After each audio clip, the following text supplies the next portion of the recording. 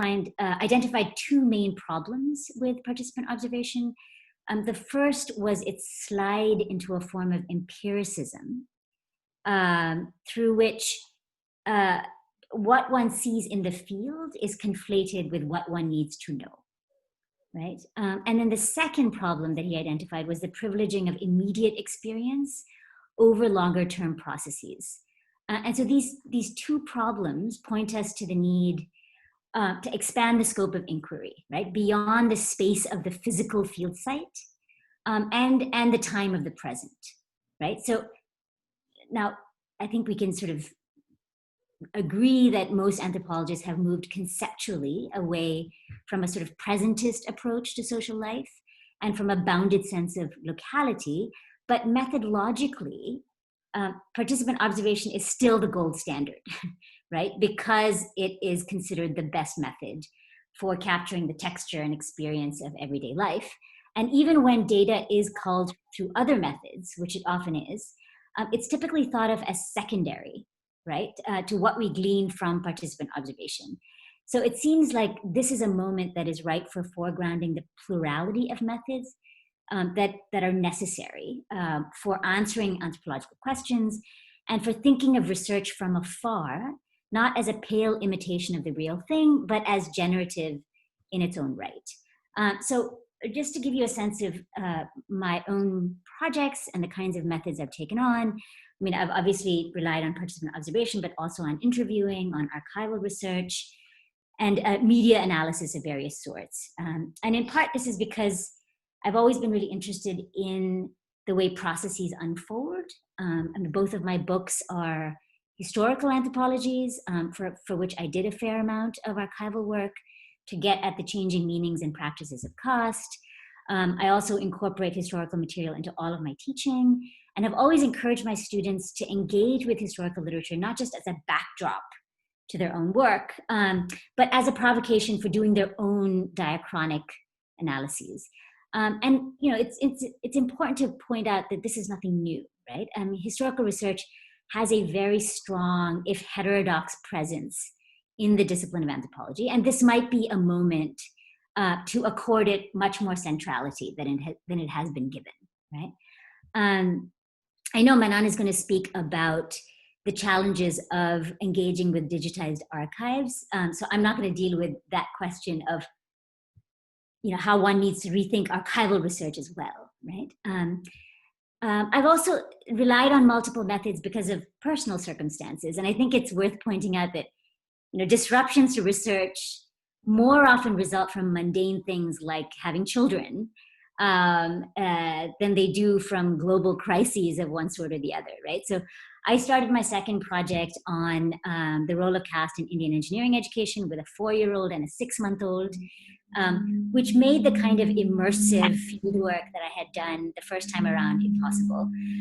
But what at first felt like a limitation actually led me to rethink my questions and expand the parameters of the project into something that became much more historical and transnational in scope. So in addition to archival work on the late 19th and 20th century development of engineering education, I also did a number of life history interviews with engineering college alumni, mostly IITians, from the 1960s through the 2000s, who were based both in India and the US. I gathered journalistic and autobiographical accounts of engineering colleges and their graduates, and I also followed the social media activity of students and alumni. And this set of methods allowed me to tell a different kind of story about caste formation over the longer term that wouldn't have been possible with just participant observation. So let me say a little more about interviewing and online research. So the life history interviews that I did some were in person, some were on Skype, and some were on the phone. And it really depended on what kind of access my research subjects had, right? Either to me directly or to technology. And these interviews extended over, I would say, more than a 10-year period, because I kept being referred to new people, right? To new sort of participants by their peers, by their friends. And I think we assume that the kind of rapport that fieldwork relies on would be impossible without face-to-face interaction, right? And it's true that, you know, an interview on the phone sort of has its limits, right? But what I found in my interviewing is that distance can actually make people more comfortable because they're at home, right? They're at home among their own people and things without a stranger present. And asking questions at a distance also, you know, it felt less intrusive. And, you know, all of us who do field work know how parasitic it feels, right? And this kind of distance allows one to ask questions in a way that doesn't feel quite as parasitic. And especially when people are in the middle of a crisis of whatever kind, right? You want to give them the space, and you want to give them a sense of being more in control of the circumstances of an interview, right? So the distance kind of actually affords that comfort to one's research subjects. There's also something about a phone interview that's quite unique because of the ability to focus on the voice without being distracted. But, you know,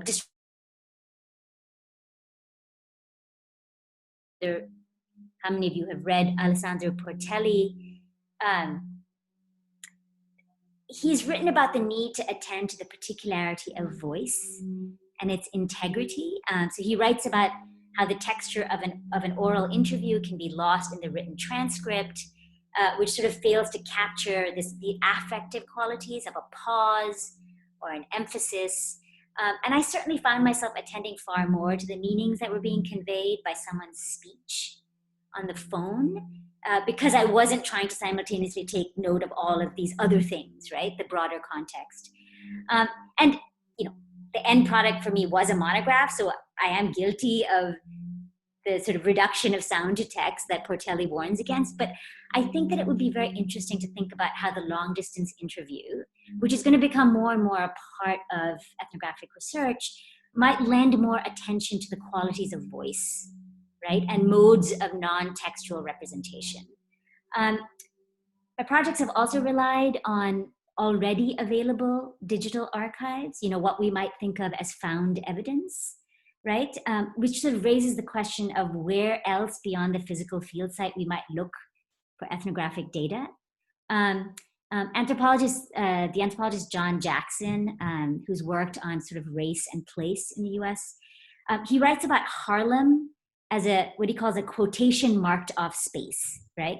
That exists beyond the geographical boundaries of northern Manhattan in various kinds of representational spaces. And I think we can take our cues from him to ask how our research sites and subjects might be circulating beyond their presumed physical limits, right? And how these sort of representational spaces that they inhabit then feed back into social dynamics in the physical field site.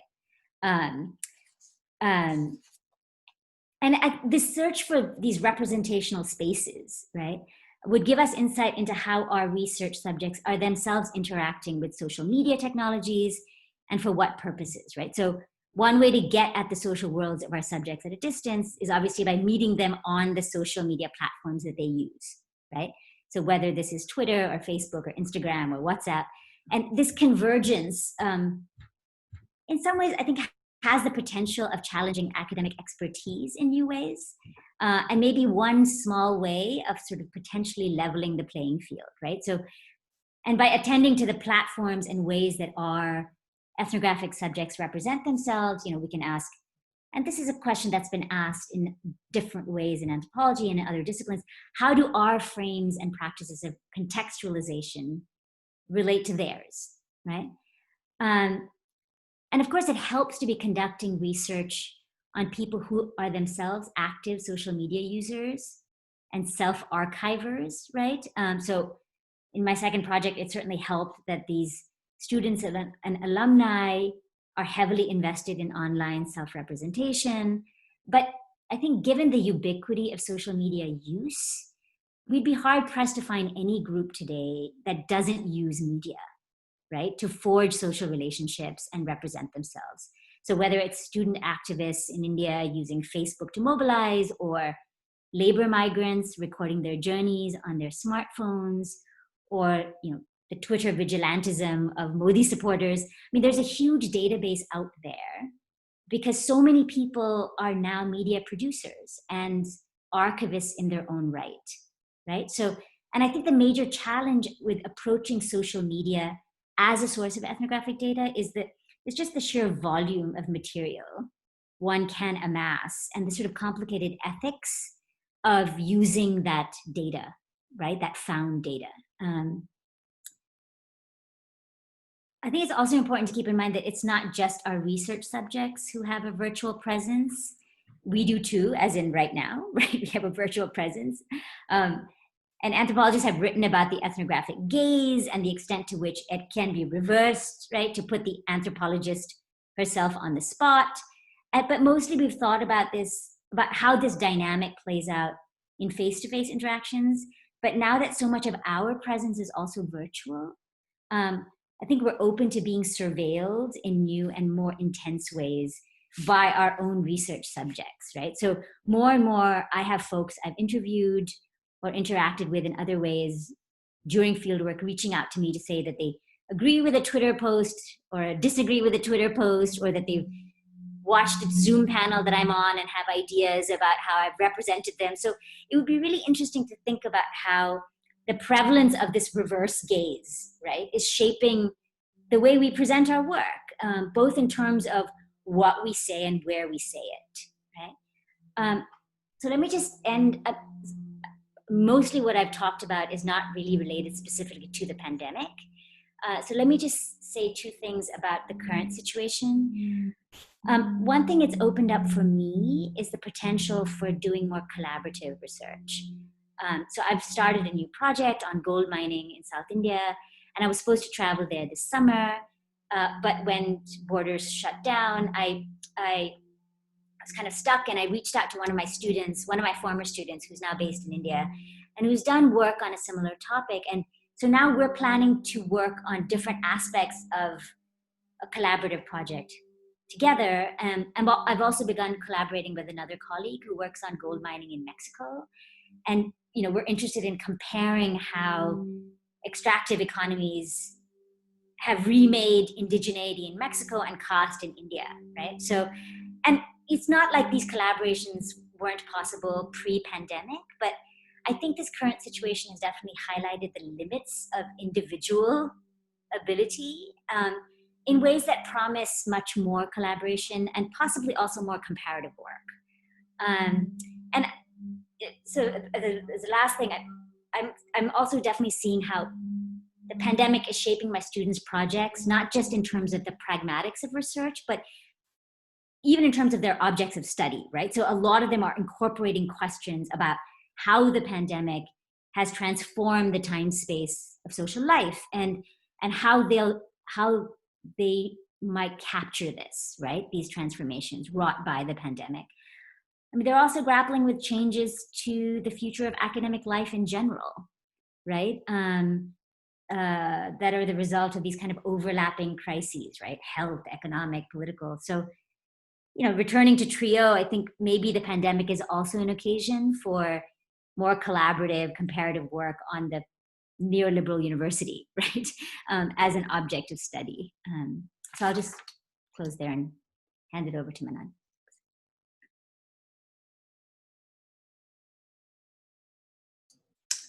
Thank you so much, Ajanta. And thank you, first of all, to Nanika and Sneha for making this conversation possible.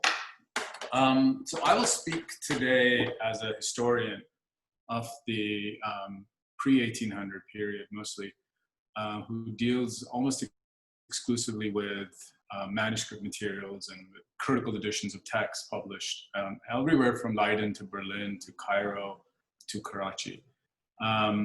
And so if, as Professor Subramaniam said, that Anthro has to rethink participant observation and what is the corresponding methodological shift for historians, we historians have a fetish for the material access to the archive. We speak about the dust, we talk about the recalcitrant archivist, and we all have stories that are both fun and horror, simultaneously almost.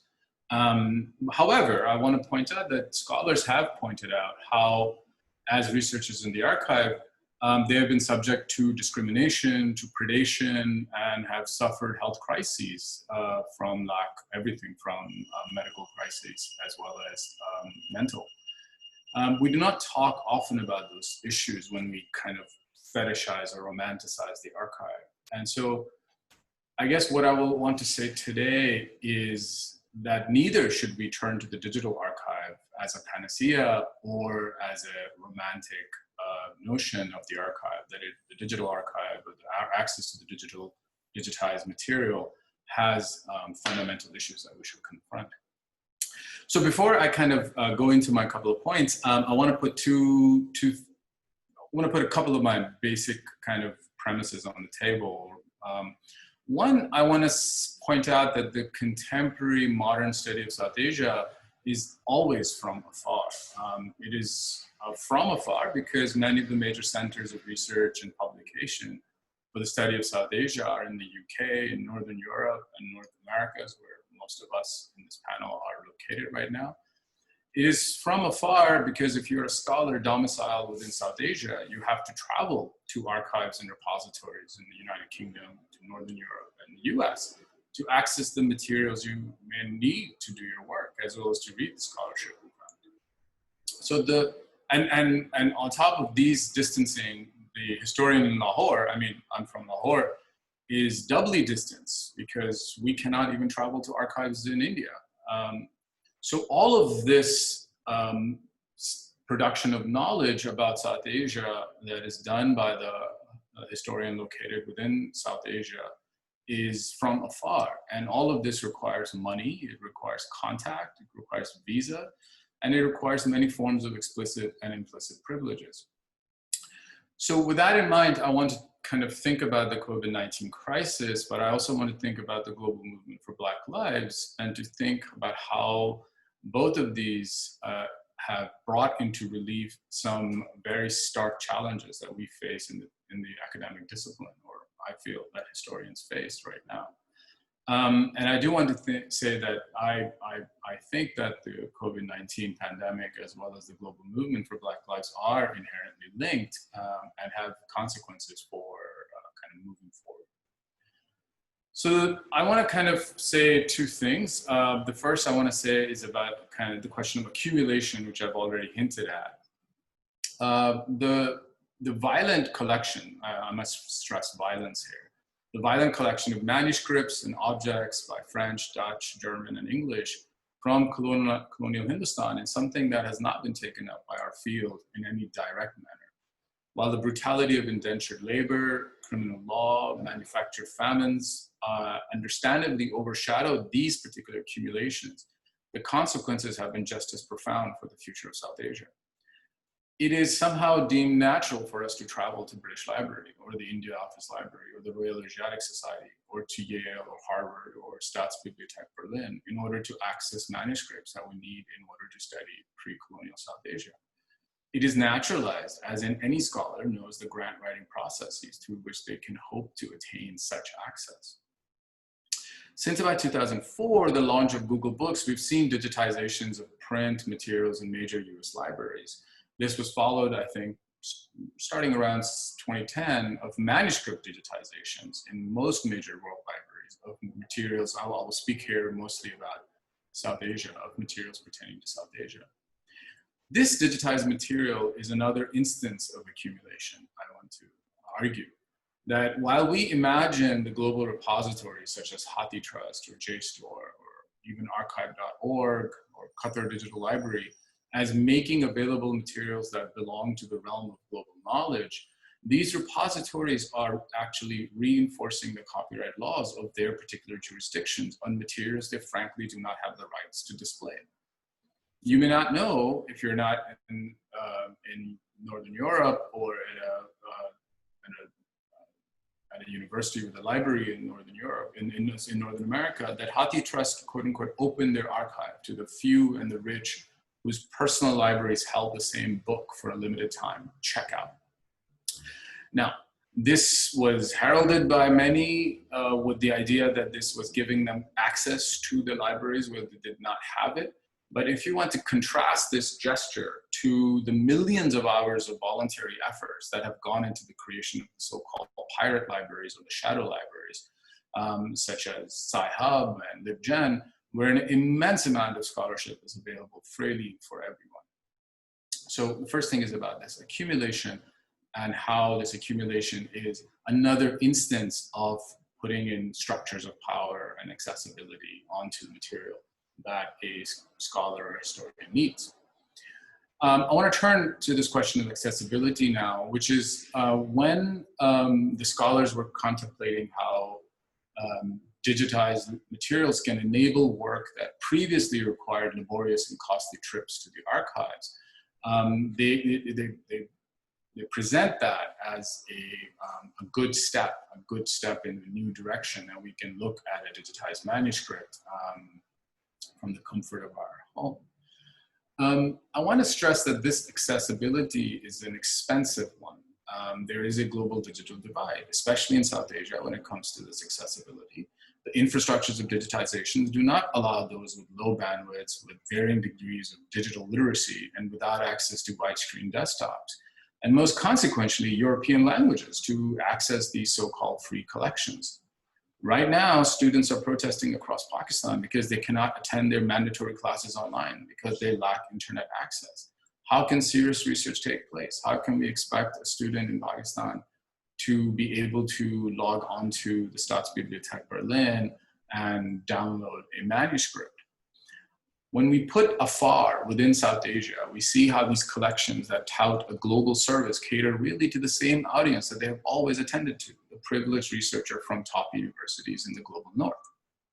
Yes, the digitized collection allows us to work remotely, yet they also make us more dependent on the infrastructure of access, not less.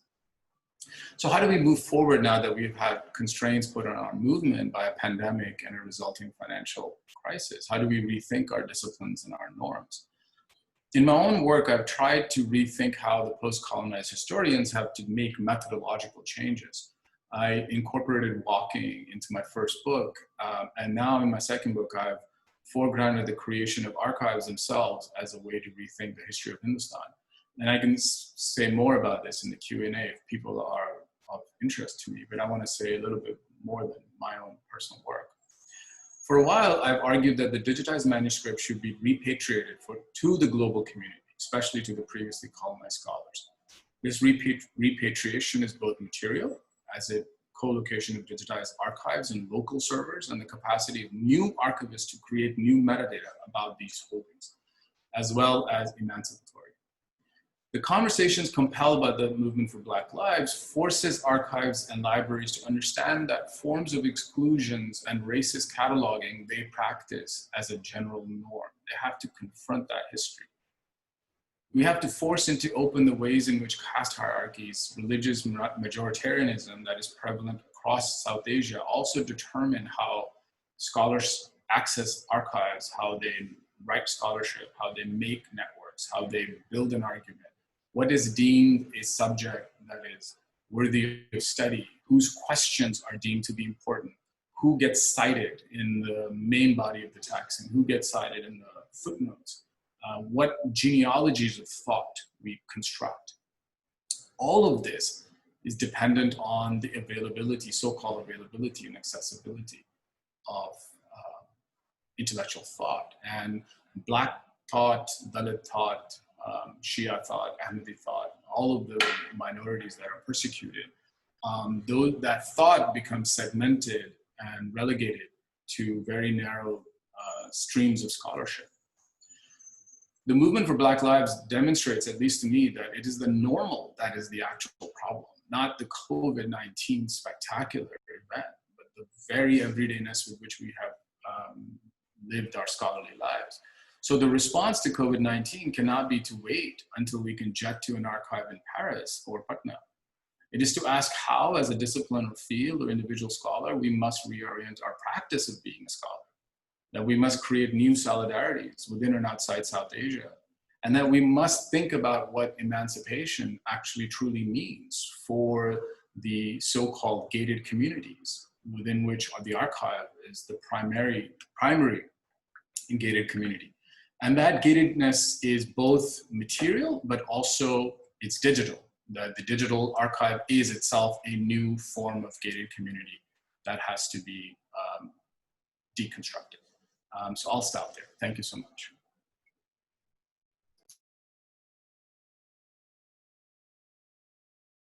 Ravinder, you're muted. Sorry. Thank you so much, Sneha and Neonika, for organizing this conversation.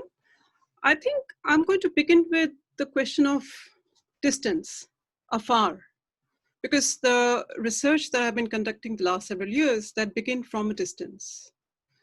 And what I mean by that is at that point, I lived in Tehran, and I was actually finishing up my research on partition, writing up the book. And at the same time, I could notice that there was something else taking place, that India was being spoken of in a totally different way that we have been used to. So I think what I'm going to do is to, perhaps I'm going to show you a few images, because my journey actually began with images. So in a way, the archive that I'm going to speak about is not anything that I went in search for. I wasn't looking for it. It came to me. And I think this is the nature of images, and especially publicity images, advertisements, that they seek you out, they seek the subject, and they demand your attention, and they refuse to go away. They can even be quite annoying. You don't want to see them, they are everywhere. They are hyper visible, they are hyper mobile, and they simply get hold of you. And I think this is the archive that I was confronted with, and I wasn't sure where I was even going to go. And the archive that I'm speaking about is, the mega publicity campaigns, the images which I will be showing you. I'm sure everyone is very familiar with them, because these are the iconic images which begin to be produced about India or in India, for India, around the turn of the millennium. So I think the question of distance, the way it became important for me was, what is it that you see? What becomes visible for you? And I think India as an object of study itself presented in a different way. So I've been moving from place to place, and I've been studying the same subject many different places. And what I could see was that there is an entire new India which is emerging, which can neither be grasped totally through fieldwork approach, or many of these traditional methodologies that we are aware of. And the very, I think, as Ajanta has also pointed out, the very notion of field is totally expanded. And this is what I'm going to show you. And let me just quickly find the shares. Host has disabled the screen sharing. Okay, so while we find out, so I think it's okay, it doesn't matter, fine. Doesn't matter, Nayonika. So anyway, so let me just tell you about these images. So first of all, some of the images that I'm talking about, they belong to financial newspapers or economic, magazines which are meant for, investors, finance experts, and so on and so forth. And here, what we begin noticing was the entire notion of India as an emerging market. India that we had all been studying as a post-colony was suddenly being spoken about as an attractive investment destination. And if we are to understand this entire transformation of India into an economic powerhouse, one half of the story, India-China story, which became a very central Asian century story for much of the early 21st century. And here I'm speaking about specifically that I have been using the covers of the Economist magazine, which is a prime example. I mean, there are many others, but I'm just taking this example, where you would see that India is the object of speculation. India is a commodity which is being presented to policymakers, to investors, to all kinds of decision makers in many ways. And here, India is being nudged as everyone knows, The Economist is a liberal economic newspaper, which with a central notion of pushing, for free trade reforms, right, all over the world. So this was very, very fascinating that India is suddenly being spoken of in an entirely different way that we were not used to. Now, this is not something which is only happening outside India. This was also happening inside India, so to speak, that I think a lot of people forget that when we speak about the domain of economy, that image makeover of the nation has been a tremendously significant part of this process. What I mean to say is that everyone speaks about the 1990s economic reforms, but few pay attention that, image makeover or the making of India as a branded destination for investment was a very important part. I mean, it is always like somehow hidden in that wider, because economy, as everyone thinks about as charts, statistics, numbers, something which experts do. But I think what people forget is that for any reform to be successful or any reform to take roots, you need to move public opinion. And that kind of work has been done through this popular imagery. So a lot of this work that I have done, it involves around images you're all familiar with India Shining images, with incredible images, and these images are almost everywhere, right? And these images have often not been, I mean, when I began doing this research and I used to present in conferences, one of the standard questions I used to get was, oh, but this is government propaganda. And I think this was precisely the point, that this is where you see the vision of the elite, the ruling class, that how do you imagine India, not what India is or how it ought to be. And this is what I have been trying to theorize in terms of the making of the great spectacle, thinking along, Karl Polanyi, the great transformation. Of course, they all speak about, these political economic processes. But what I'm trying to draw attention to is the public popular domain, where you can see how the ways in which this imagery has worked in transforming the idea of the nation, both inside and outside. And what is amazing, I'll just give you a little example, is that, of course, images are, much of it is like both paper and digital, right? And the amazing thing about images is that their journey begins from a very disciplined kind of space, where bureaucrats are involved, advertising executives are involved. So it is all very planned and controlled. But then somehow they become completely unruly and indisciplined. They move in spaces where they were not supposed to be. They erupt in ways which was not anticipated. So these images, for example, they were meant for the foreign, for Afar, and they only make sense, they were meant for a distance, like you want to change the perception of how the world sees India. And here, what we witness is that the major constituency which became home for these images was within India, the upper middle class or middle class India. Because all of a sudden, a lot of people were very proud to see India being imagined in this way. And a lot of exporters, like export firms, began putting Incredible India as a mark on their goods to show that this is a quality, like this is a new changed India. So anyway, so I think this is the overall trajectory of images and the domain of economy that I have been speaking about. And I think in terms of field work, it's a plurality of methods which has also already been mentioned. So my field work was actually, I had to, images were leading the way for me, literally. From Delhi, from Europe to Delhi and back to Europe, the crisscrossing which happened, which took me to the World Economic Forum in Davos. And this is where you see that how the global elite come together. It's a totally different kind of world. And I think I don't want to replicate, but some of the things that have been said about the, social media, I could immediately see, that the whole notion of our field has totally expanded. It moves on. People check you out who you are on social media. And of course, I'm not going to name names, but a famous socialite ultimately unfriended me because I did not turn out to be exactly of the same opinions that he expected me to be. So these are also some of the fallout which can take place in terms of fieldwork and making connections and losing connections. So I think just to bring it back to the COVID-19 situation.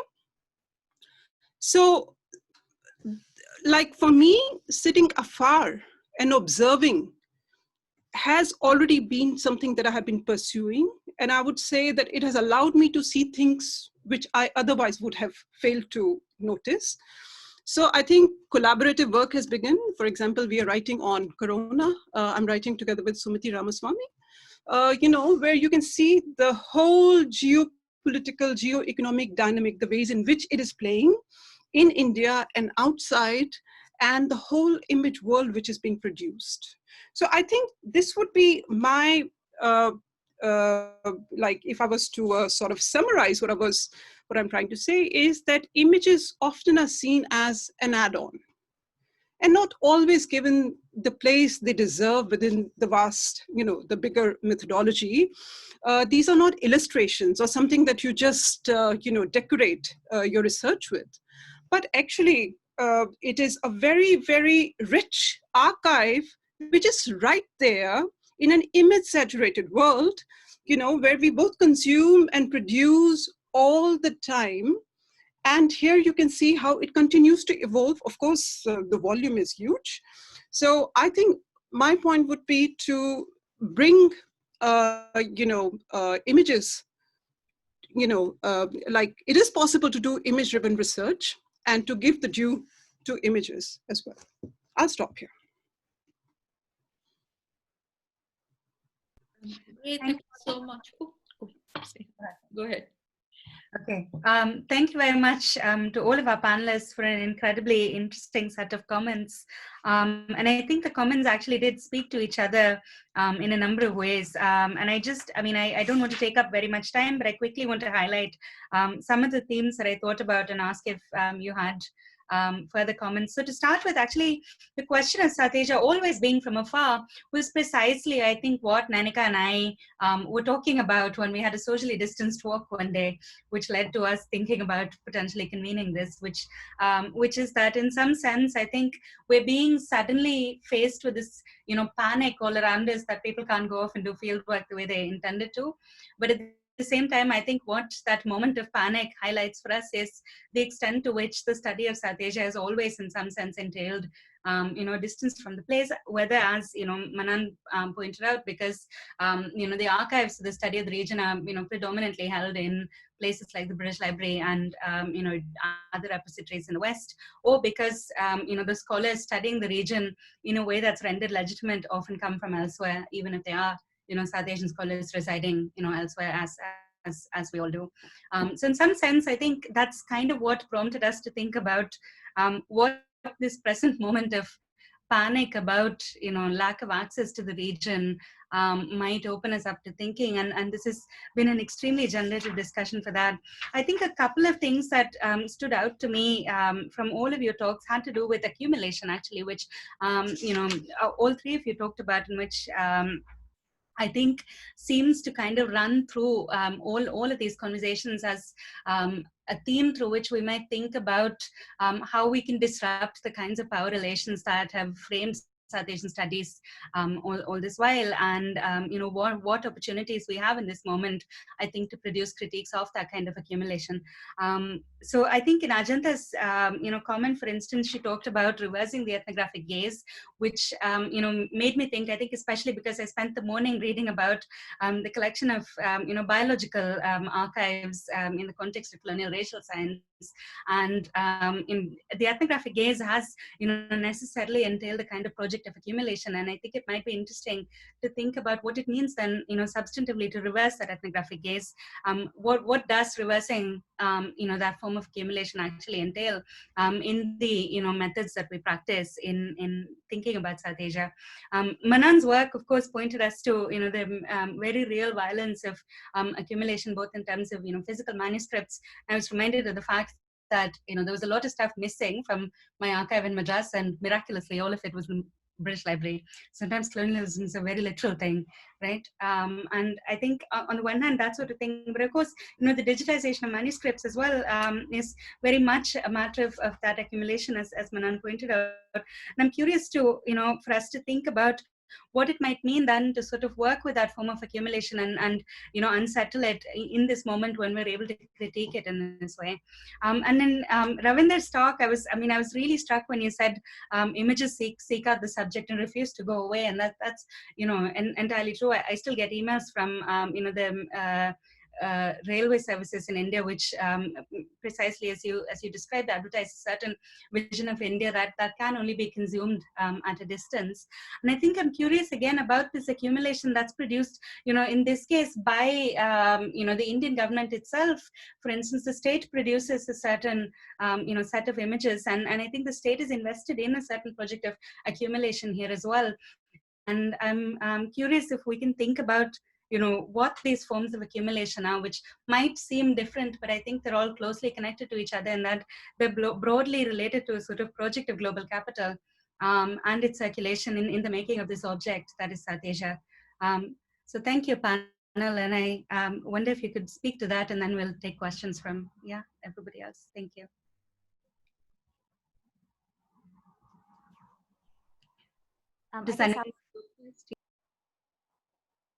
Should I start? Yep, that'd be great. Okay. Thanks, Neha. Yeah, I think you're right about accumulation being a sort of through line. It's an interesting question whether simply reversing the ethnographic gaze is adequate for shifting, sort of sedimented hierarchies of power, right? So just to invoke Ralph Trio again, he has this somewhat cynical, perhaps realistic take on anthropology as as something which inhabits the savage slot, as he calls it, right? That this is something that has, in the kind of parceling of expertise across disciplines in the 19th century, anthropology was given this savage slot, right? And that this was so as an imperial inheritance, right? That we're saddled with. Anthropologists have to sort of grapple with how to both acknowledge that legacy, right, which is not so easily sloughed off, and also seek to, reconstitute its terms, I suppose, right? So, and how does one do that? I don't know that. I think one way would be to push the question of who is the anthropologist, right? Who inhabits the academies of the world, right? And even if you're looking within South Asia, right? Mostly this is a social elite drawn from sort of upper middle class, upper caste, backgrounds. So how does one expand the parameters of the discipline to make it more representative of the societies we study, right? So, there's that question of how to change the student body, how to change the faculties within the academy, but then, there's also the question of who are the cultural producers, and this is not just limited to the academy, right? So where does the sort of production of texts and images of the subcontinent, where do those come from, right? And this is where I think the academy has to be thought of as just one site for the production of knowledge, right? So it's not enough to, bring in more people and train them as anthropologists or as historians or what have you. It's also, in some ways kind of provincializing the academy itself as only one site for the production of knowledge. But I don't think, I think it's important to sort of acknowledge and work with these imperial legacies, and not presume that it's at all easy, right? To sort of to move past them. So there's a kind of reckoning that's required, and then, you know, different projects of what Manan called emancipation, right? Yeah. Thank you. Does anyone else want to comment?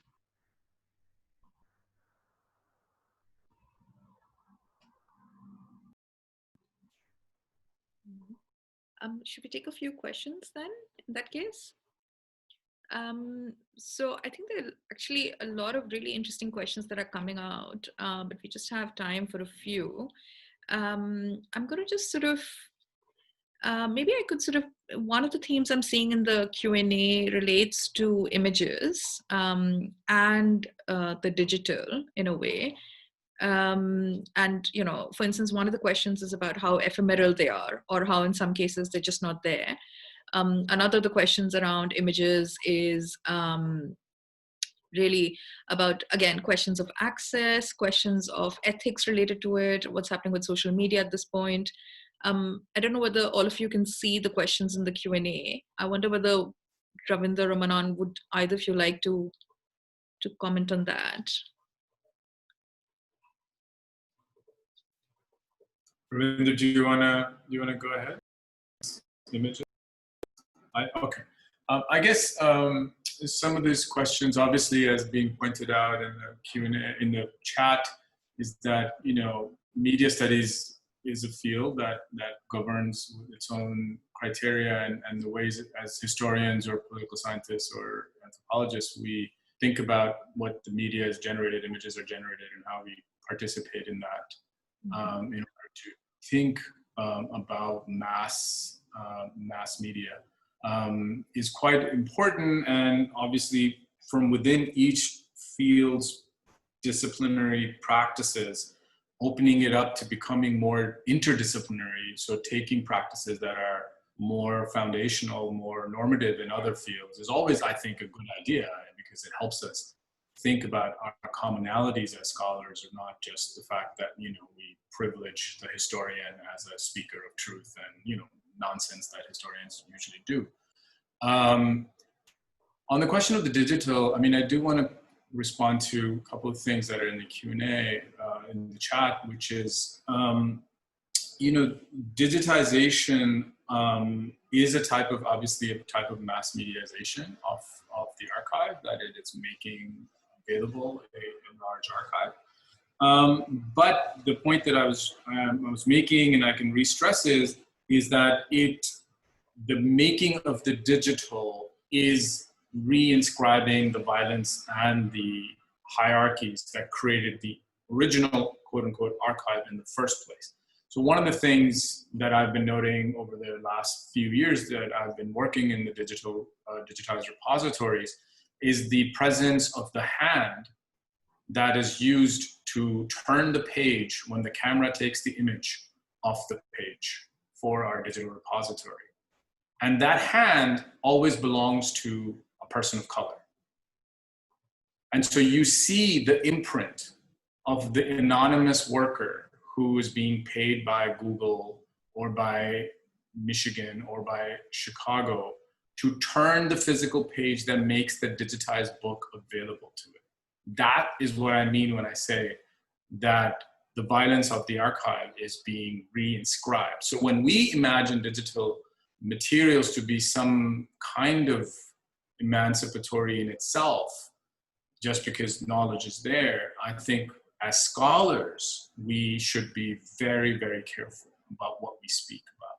And it goes with kind of what Professor Subramanian was speaking about in terms of our disciplinary histories and its co-location with imperial projects and colonial projects for each of our disciplines. So how do we as scholars normatize that critique, not take it for granted, not think that an earlier generation had to deal with it and now we're so very sophisticated, but rather to make, and this is where, like I said, the movement for Black Lives really highlights us, that the normal is not okay. It is not okay at all. And we need to make our efforts to decolonize, so to speak, this academy. So I'll stop there. Thank you. So I think I'll just just take one point, which is about the disciplinary boundaries. I think what the new situation, especially COVID, also asks us to do is to reconsider what constitutes the discipline. And I think there are some very interesting, some of these questions in the Q&A. I think one is by Pallavi Rao, who is talking about, media studies, or the ways in which that we are extending our, boundaries in many ways. Of course, there's nothing new, altogether new in it. We know these technologies have existed for a long time. But I think what it is also doing is that for us to, rethink, I have never been able to locate myself in strict boundaries of what constitutes history or anthropology, or for that matter, international politics, because this is where is it just methodology which is defining the discipline, or what is the standard we are speaking about? So I think interdisciplinarity for me would be something to be thinking about. And I think the other thing about imagery, and image here I'm using as a very wide term, image also as an idea, image not just as a picture. Images are not to be taken just something as sites of analysis in themselves. Images they also open up entire social space of production. Where do they come from? Who's imagining? Who's doing the imagination? Who is actually performing the material task involved? And what kind of ideas are being built, or, like the blueprint which is being manufactured over here. So I think to think about images more in the political space would be helpful and more productive than to merely take them or dismiss them as of course, there is an established, genealogy to this, that what do we do with images? What do we do with icons? So I think to me, it seems that many of these Q&A, they are asking, to reflect on something which has tools which have already been available, and to, perhaps just bring them into mainstream, so to say. Thanks, Ravindra. Just to sort of follow on from your question on discipline, I wonder whether we could take the panel would like to consider the question by Antara Chakravarti, because I think they're making a really important point here about the difference between first projects and second projects. And the question is really saying that there's certain constraints in terms of disciplines and academic hierarchies and particular kinds of trainings which are there in first projects. Whereas when you move on to a second or third project, say, which might be the case for all of us here on the panel, these what they're calling transgressions become more possible. I think that's actually a really important point, because if you think of our grad students who are getting degrees within particular disciplines, say if I think of Britain, the norm within anthropology departments is that you go for at least 1 year of ethnographic fieldwork of that particular type. And when you can't do that, it's actually deeply unsettling in many ways. And I wondered whether, and this is true I think for all the disciplines, or even in interdisciplinary departments, which have a particular prescription almost of how you do your fieldwork, right? And COVID-19 does upset that in many ways. So I was wondering whether the three of you could briefly reflect on that. I know we're out of time, but I think that's a really important point about stages of academic careers.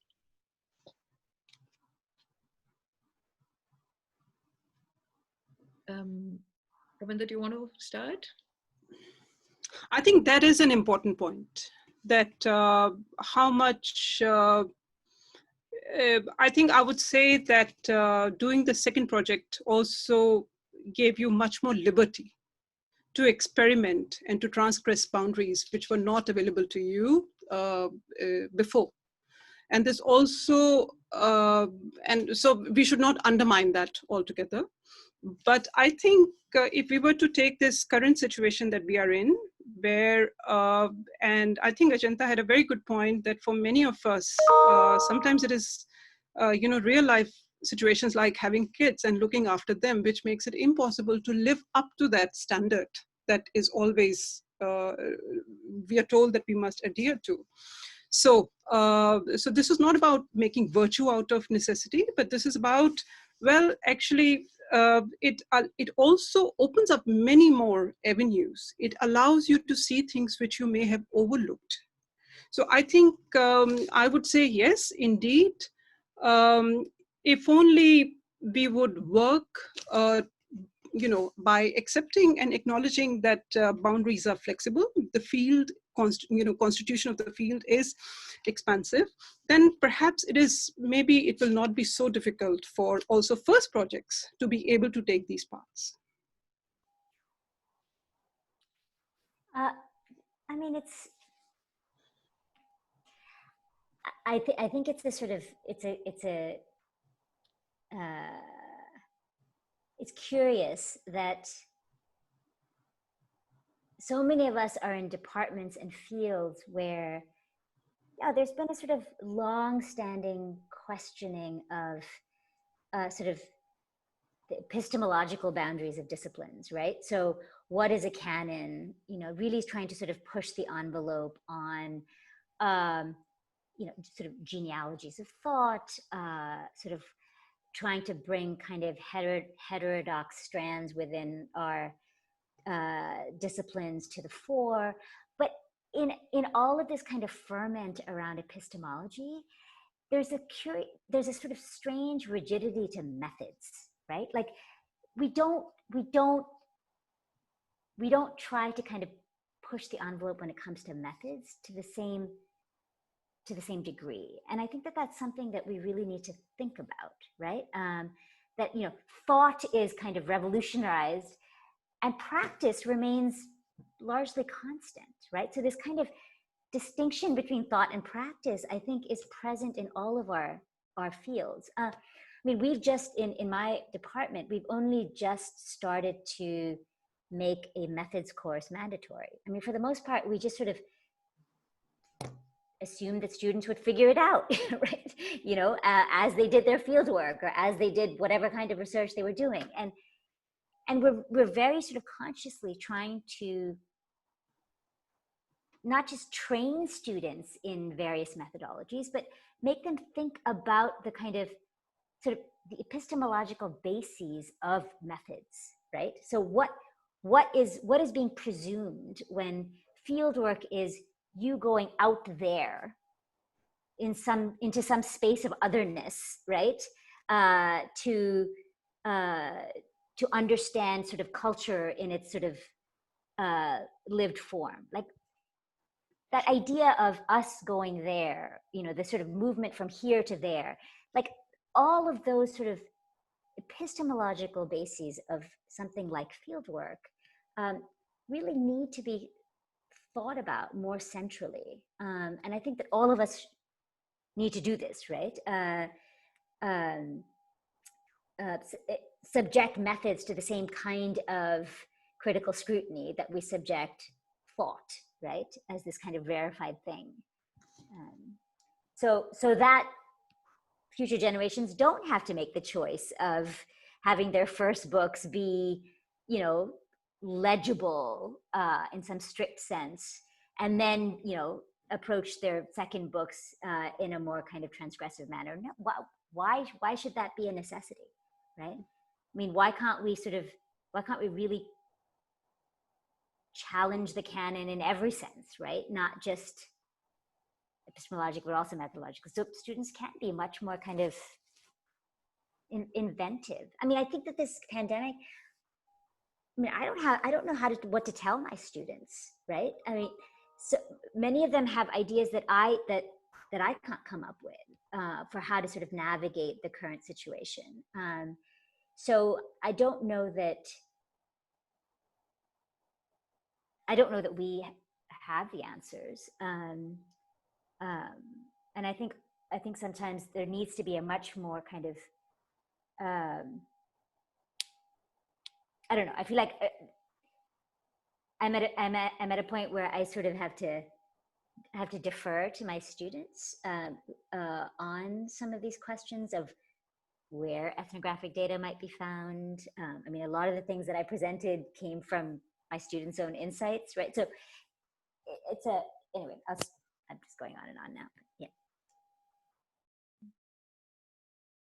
I mean, I don't have much to add to what's been said, but I mean, I would also just say that, you know, in regards to first and second book, you know, the method is disciplinary practice, right? It's how to discipline someone. It's also how to gatekeep. It's how we assess, how we say someone is an anthropologist, so should be hired or should be tenured or should be given a grant. So the method acts in at least in the American Academy, the second book, because it's normally a post-tenure project, allows for the scholar to actually do something that they may have wanted to do since their first seminar paper in the graduate school, but they are forced to pay homage to this reproductive impulse in their particular discipline and be legible, as Ajanta is pointing out. And I think that's the fault of the department. That's the fault of the university. That's the fault of the hiring committees, the fault of the tenuring committees, the fault of the major research publications that publish that work. That is not about the individual scholar, and it's certainly not about first book versus second book. And if there is an effort to rethink epistemically the violences that have been laid bare by the COVID-19 and by the movement for Black Lives, this is it. This is the moment, and we should take that opportunity to, as Ajanta is again saying, listen to our students who have ideas that we are beating out of them by putting them in rooms and telling them, no, this is what an ethnography looks like. This is what a medieval historian does. We beat it out of them. It's not, they don't abandon those ideas when they start. So that's on us. That's on the discipline. Thank you. Great. Yeah, I remember when I was doing my PhD, the most infuriating thing which was always thrown at me was like, well, this is not really anthropology. That's not anthropological enough. And I was like, but what is anthropological enough? What is anthropology, right? We're making it in the moment. But I think, is there any other question that we should take up? I can see we're well out of time now. And this might sort of be the best point to end this fantastic panel. It's the sort of the radical end to the panel. Thank you so. Yeah, Ajanta, go ahead. If we can, can we have a transcript of the questions? Yeah. So we can respond in writing to some of these questions, because there's so many that were asked that we couldn't take up. Yeah. And it would be a shame to not have an opportunity to respond. Yeah. I would also really like to have these questions. And we can... Yeah. Brilliant. So what I'll do is I'll copy paste them. I don't know whether Zoom keeps these forever, archives them or not, but I'll copy paste all the questions from the Q&A. And I don't know, maybe we can open some sort of a blog post or something on one of our sites, and we'll send it out to all of you to maybe comment on in some way and get back to it. Yeah, I like Ian Cook's comment here where he said, this is great, but this would never get past reviewer 2. This talk on methods would never get past reviewer 2. But maybe sort of remake, we're the reviewers 2 here. So hopefully we can sort of we can remake that in some ways. So I'll keep all the comments and circulate it amongst us so we can. As panelists, we can click on, in the chat, we can click on the 3 dots and it says save chat, and that allows us to save the chat. So we can individually do that as well. Oh, brilliant. Okay. Great. But you can't do that for the question answers, I think. Maybe you can do that as host. Yeah, for the question, but maybe the host can. I've saved the chat. I don't know whether I can do it. That even I can do, but I think Q&A probably there's nothing. Okay. I'm trying to, can we just select all? You can select all the questions and save them. Yes, you can just copy. Can you? Okay. Brilliant. Yeah, before we end it, we can actually do that. Yeah, that's So that's possible. And is the chat is Does the chat also have questions? Someone's saying you'll receive a link with the transcripts and video link and audio link. Oh, okay. Great. Thank you. Have to trust Zoom. Thank you so much, Ajanta, Manan, and Ravinder. It was really fantastic. These were such amazing sort of sets of comments and thoughts and questions that you put to us. Thank you so much for being part of the session. And thank you to everybody who turned up for this from all over the world. And we hope to see you at the next one, which is at the end of July. We'll sort of send an advert out about that. But thank you all so much. The work of Thanks so hosting. much. Well, I just had to, thanks a lot. Bye. Bye.